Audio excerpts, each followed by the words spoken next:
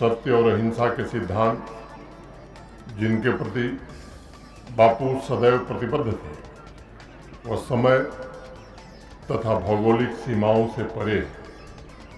वह मूल्य आज भी उतने ही प्रासंगिक हैं जितने गांधी जी के जीवन काल में थे, और मैं समझता हूँ उनके उल्लेखनीय आदर्श हमें वास्तव में एक विकसित भारत के निर्माण के लिए रोड मैप प्रदान करते हैं, जहाँ प्रत्येक नागरिक को शांति, समानता और न्याय के साथ अपने जीवन को समृद्ध बनाने का अवसर मिल सकता है। माटी पुकारे तुझे, देश पुकारे, आजा रे अब आजा रे। गांधी जी के आदर्श और मूल्य ही संपूर्ण मानवता को नई राह दिखा सकते हैं।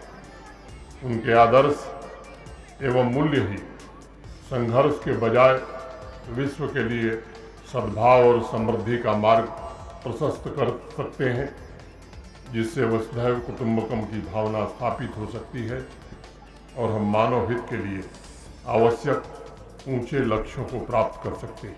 भारतवर्ष के 25 करोड़ लोग पिछले 10 वर्षों में गरीबी रेखा के बाहर निकल सके। मैं मानता हूं कि पूज्य गांधी जी ने जिस आत्मनिर्भरता और गरीब कल्याण का सपना देखा था, उसकी प्राप्ति के लिए जो आदर्श दिए थे, देश आज उस रास्ते पर चलकर उनके सपनों को साकार करने में शिद्दत से जुटा हुआ है।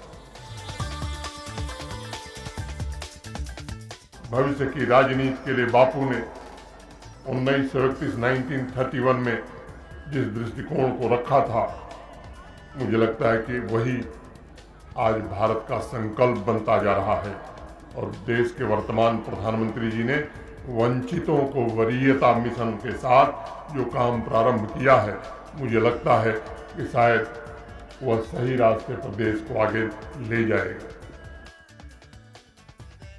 विकसित भारत के 4 महत्वपूर्ण स्तंभों में से दूसरा स्तंभ है नारी शक्ति का सशक्तिकरण, एम्पावरमेंट। ग्रामीण इलाकों में प्रधानमंत्री आवास योजना के अंतर्गत बनाए गए 70% से अधिक मकान आज हमारी बहनों के नाम से हैं। देश की गरीब बहनों के सशक्तिकरण के लिए जनधन योजना के तहत 30 करोड़ बैंक खाते खोले गए हैं।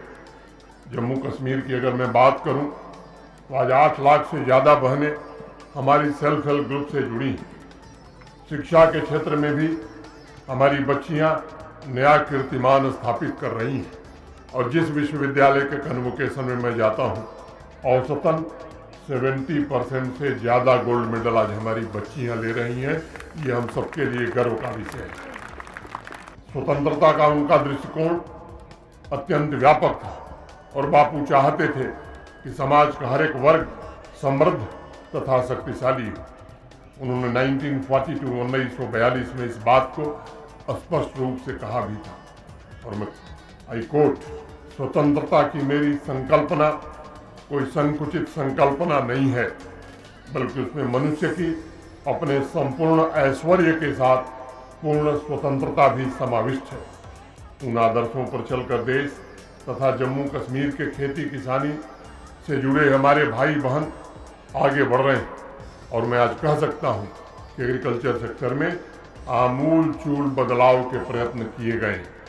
होलिस्टिक एग्रीकल्चर डेवलपमेंट प्रोग्राम के रूप में एक ऐसी योजना जम्मू कश्मीर प्रशासन ने बनाई जो जम्मू कश्मीर के किसान भाइयों के लिए अस्थायी आजीविका सुनिश्चित करने का मार्ग प्रशस्त कर रही है। तो 19वीं सदी का भारत हो, 20वीं सदी का भारत हो या 21वीं सदी का भारत, बापू तब भी महत्वपूर्ण थे, बापू आज भी महत्वपूर्ण हैं, और बापू आगे भी सबसे महत्वपूर्ण रहेंगे।